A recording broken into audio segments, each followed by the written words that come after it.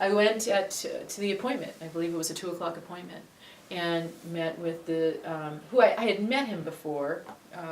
The owner's son-in-law, and he had just newly started working as a he had just recently graduated from chiropractic school, and he began to do all the same assessments and procedures that his father-in-law had always done, and did some adjustments. I can't recall which ones first, but at the time at which it was time to do the neck adjustment, he pushed on it and wasn't adjusting as easily, I guess, as he would have liked, and then all of a sudden he pushed on it again, and immediately I saw this big splotch of gray and black form in front of my eyes and started to go blind. Within 30 seconds, I went from having, this gray haze to blind. And then the room was spinning, and I believe at that point I started to salivate like I was going to vomit.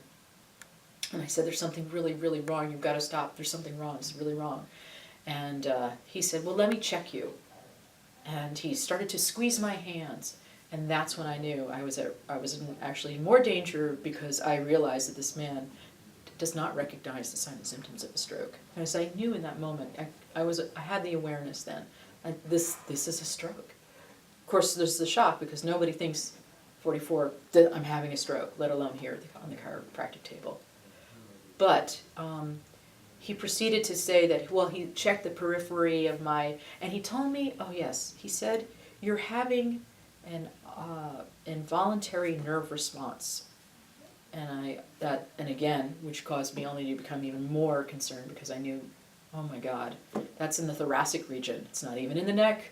Oh my God. So I said, I need to get to the hospital. And at this point, the room is spinning, like I said, like a centrifuge, and I can tell I'm losing life, quite literally.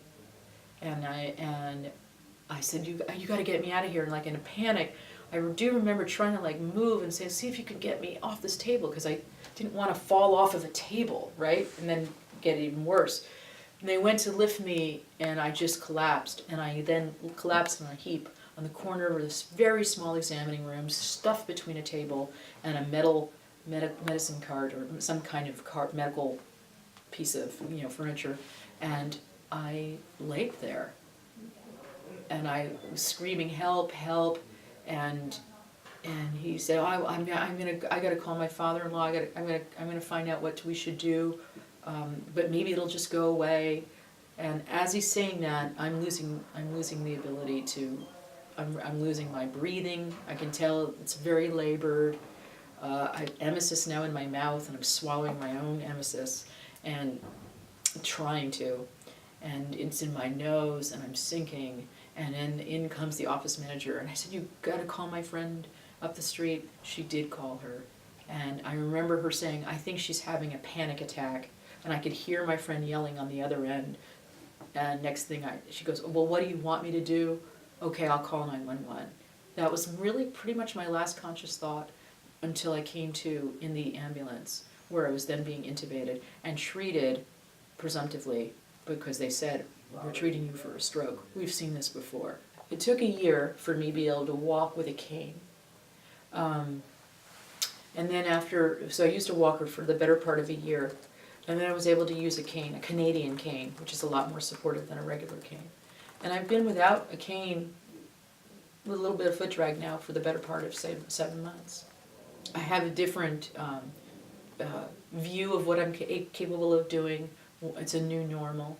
And the new normal at least affords me the opportunity to say, let's get something in place for people so that they don't have to suffer what I suffered.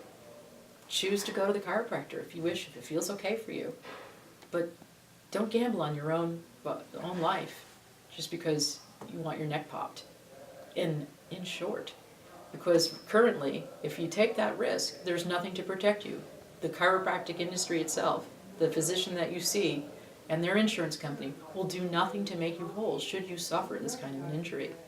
And in light of that, I think it's a no-brainer. I think it's a big public health crisis that needs to be, people need to be more well informed.